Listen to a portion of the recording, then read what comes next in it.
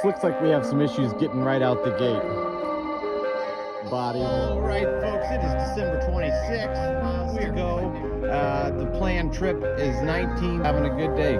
Any day on the water is a good day. Iceberg! Dead ahead! I didn't see. And then the iceberg hit me.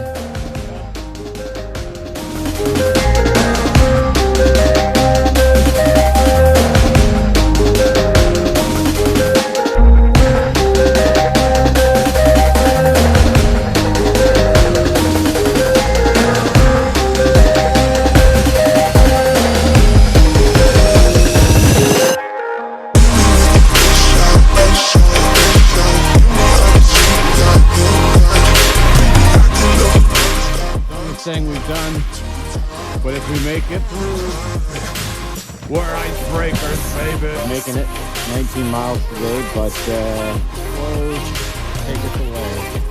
So, and you're gonna share it. You're gonna share it with YouTube. I'm going home with my head hanging low. It means absolutely nothing. You know, if it needs to happen.